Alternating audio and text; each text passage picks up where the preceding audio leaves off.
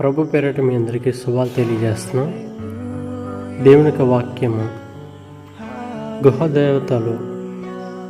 యాకోబు దేవుని మాట ప్రకారం తన భార్యతో పిల్లలతో కలిసి తన పితరుల దేశమునకు ప్రయాణమయ్యాడు. అయితే రాహేలు వచ్చినప్పుడు తన ఇంటిలో గృహదేవతలు దొంగిలించుకొని వచ్చింది. ఈ రోజున అనేక మంది వారి మనసులో గృహదేవతలు విగ్రహం పెట్టుకొని జీవిస్తున్నారు. భౌతికమైన విగ్రహాల గురించి నేను మాట్లాడటం లేదు, కానీ కనబడకుండా మనసులో ఉన్న విగ్రహం గురించి బోధించుచున్నాను. అసూయ అనే గృహదేవతలు. ఆదికాండము 30:1. రాహేలు మనసులో ఉన్న ప్రధానమైన విగ్రహం ఇది. రాహేలు తన అక్క యందు అసూయపడింది. అసూయ సొంత కుటుంబాల మధ్యలో కూడా చిచ్చుపెడుతుంది. యోసేపు సహోదరులు యోసేపు మీద అసూయ కలిగి ఉన్నారు. అందుచేత అతనిని చంపడానికి కూడా వెనకాడలేదు. ఆదికాండము 37:11-18 వరకు చూడవచ్చు. అసూయ అనేది మన మనసును ఉన్న పెద్ద విగ్రహం.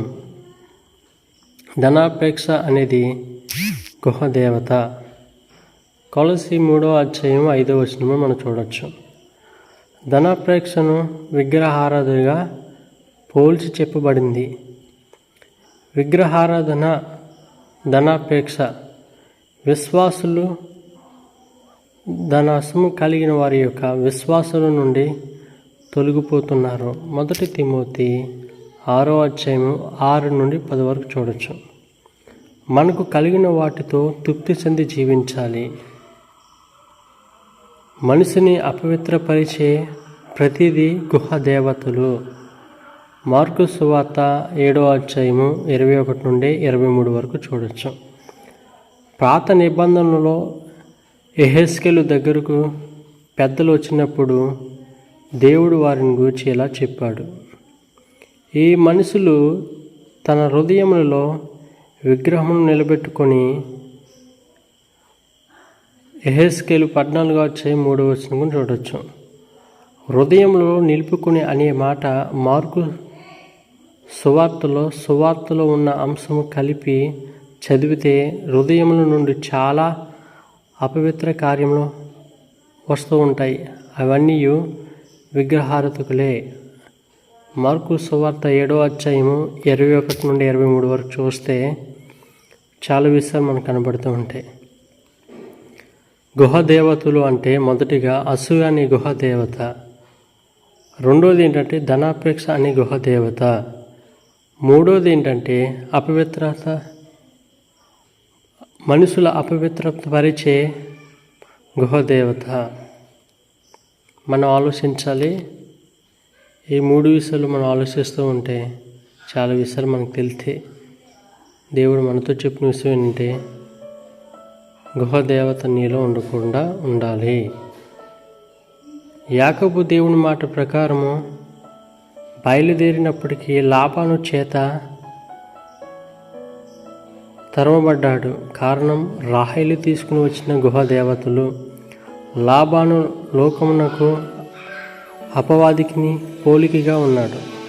అనేక మంది విశ్వాసులు ఈ రోజున అపవాది చేత, లోకము చేత తరమబడుచున్నారు. కారణం వారి మనసులో ఉన్న విగ్రహ దేవతలు లేక విగ్రహారకులు. ప్రియ విశ్వాసి పైన చెప్పబడిన ఏ విగ్రహం అయినా నీ మనసులో కానీ ఇంటిలో కానీ ఉంటే దానిని తీసివేయండి. విడిచిపెట్టి ప్రభు దగ్గరికి మీ జీవితము సరి చేసుకోండి. దేవుడి కొద్ది మాటలు దేవుడు దీవించిన గాక. ప్రార్థన. పరిశుద్ధుడా దేవా, మీకు వందనాలు. గృహదేవత మాలోంచి తీసివేయండి. నీ చిత్తానుసారం నడిచే కృప మీరు మాకు నడిపించమని మమ్మల్ని బలపరచమని, మమ్మల్ని దీవించమని యేసయ్య నామమున ప్రార్థన చేస్తున్నాం తండ్రి. ఆమేన్. మా కొరకు, మా పరిచర్య కొరకు ప్రార్థన చేయండి. ఆస్తినుడు ప్రార్థన మందిరం. God bless you all. మీ అందరికీ వందనాలు తెలియజేస్తున్నాం.